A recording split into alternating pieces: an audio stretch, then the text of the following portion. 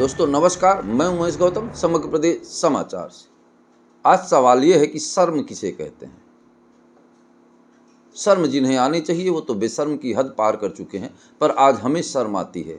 हमें शर्म इस बात की आती है कि हम उस भारत में हैं जिस भारत में वर्तमान की सरकारें झूठ का पुलिंदा और नौटंकी का नाटक करती हैं।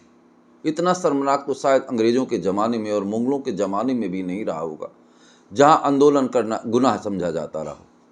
और रोती होगी हमारे देश के उन वीर अमर शहीदों की आत्मा, खून के आंसू वर्तमान सरकार के प्रधानमंत्री मुख्यमंत्रियों को देख के। लाल बहादुर शास्त्री, पंडित जवाहरलाल नेहरू और भीमराव अंबेडकर आज खून के आंसू रोते होंगे, तड़प उठती होगी उनकी आत्मा। जिस लोकतंत्र को उन्होंने संविधान में दिया और जिस लोकतंत्र की स्थापना की, जिसके दम पर पूरे भारत का हर व्यक्ति, यहाँ तक कि प्राणी मात्र जीव जंतु तक को संरक्षण का अधिकार दिया, वहीं आज इसी भारत में छात्रों के साथ, किसानों के साथ जो दुर्दशा हो रही है वो निश्चित ही शर्मनाक नहीं, डूब मरने जैसी है। और वो सरकारें जो मन की बात करती हैं, काश एक बार देश की बात करती, राष्ट्र की बात करती, छात्र की बात करती, किसान की बात करती। और शर्म तो मुझे इस बात की आती है कि इस भारत देश की आम जनता, जिस देश का प्रधानमंत्री अपने ही भाषण को उसका गृहमंत्री जुमला कहता है, तो ना तो गृहमंत्री को शर्म आती ना प्रधानमंत्री को शर्म आती। कितना दुर्भाग्यपूर्ण है। वहीं दूसरी बार प्रधानमंत्री कहते हैं कि मोदी के गारंटी की गारंटी, मतलब झूठ की निश्चित दूसरा झूठ की गारंटी। और फिर उन्हीं के मुख्यमंत्री डॉक्टर मोहन यादव, एक पुरानी कहावत है, जैसा राजा वैसा प्रजा, अंधेर नगरी चौपट्ट राजा, टकै शेर भाजी टकै शेर खाजा।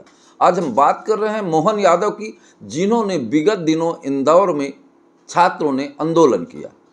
5000 से ज़्यादा की संख्या में छात्र इस ठिठुरती ठंड में आंदोलन किया। मोहन सरकार ने पहले बर्बरतापूर्ण रवैया अपनाया, पुलिस से उनको धमकाया गया, उसके बाद उन पर FIR कायम की गई।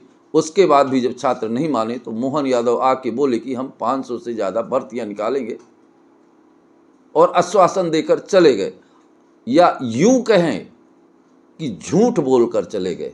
और इन्हें शर्म नहीं आई कि हम मध्य प्रदेश के मुखिया हैं, हमारे एक शब्द पर पूरा देश और पूरा पुलिस और पूरी व्यवस्था बाग बाग हो जाती है, और हम जो बोल गए हैं उसे कर ना पाएंगे तो कितना शर्मनाक होगा और लोग क्या कहेंगे। खैर, शर्म तो है ही नहीं, क्योंकि बेशर्मी की चादर में शर्म की कोई जगह नहीं होती।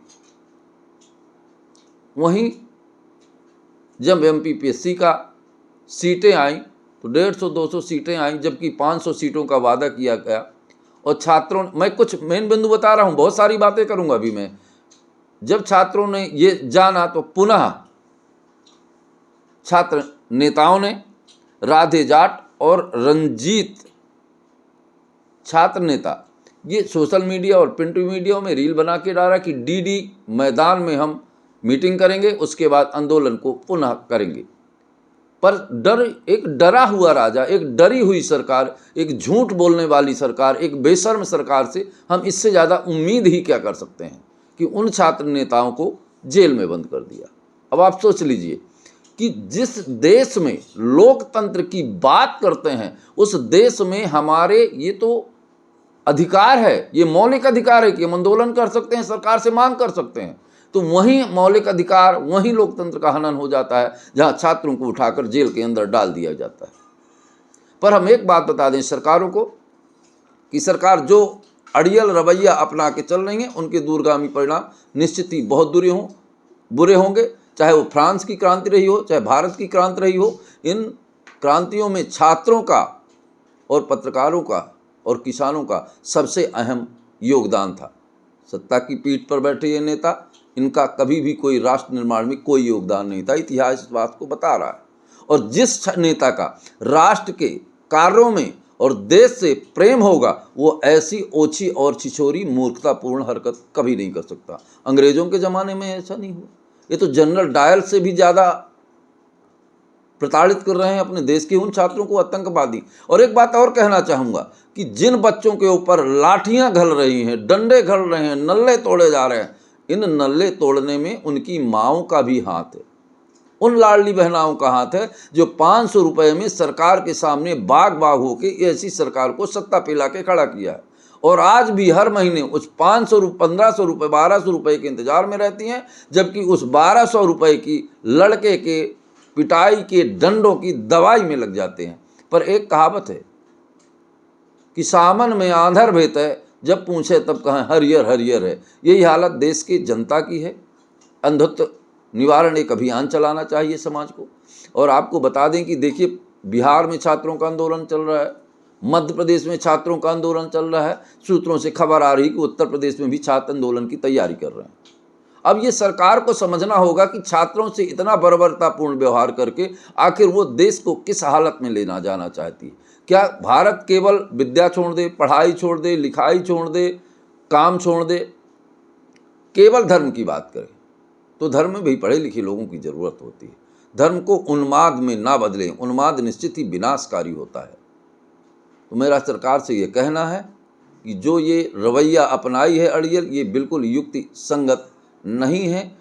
और जिस तरह से किसानों के साथ पंजाब में किसान आंदोलन में पूरा पंजाब बंद था, पूरे पंजाब राज्य ने उनका सहयोग दिया, उसी तरह मध्य प्रदेश में छात्र आंदोलन में है, यूपी में भी छात्र आंदोलन होने की सुगबुगाहटें आ रही हैं सूत्रों की माने तो इस बात को सरकार को समझना चाहिए कि आने वाले समय में छात्रों के साथ, किसानों के साथ, आम जनता के साथ, पत्रकारों के साथ क्या सरकार केवल लठ के दम पर ही काम करेगी।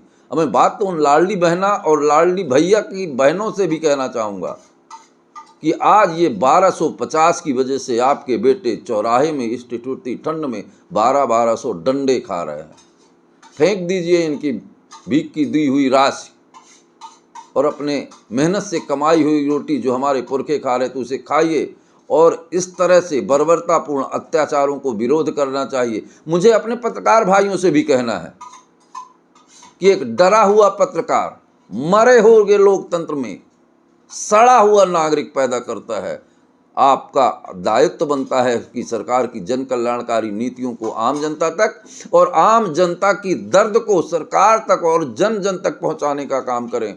चाहे वो फ्रांस की क्रांति रही हो, चाहे भारत की क्रांति रही हो, पत्रकारों ने हमेशा निर्भीकतापूर्ण तरीके से काम किया है। पत्रकार के नाम पर कलंक और धब्बा ना बने, गहन मुद्दों को उठाएं, समाज और राष्ट्र निर्माण में स्वयं को कुर्बानी की हद तक प्यार करें। पत्रकार वही है जो देश के लिए, राष्ट्र के लिए, समाज के लिए निडर हो के बात कहता है। मेरा सभी से यही निवेदन है दोस्तों। नमस्कार।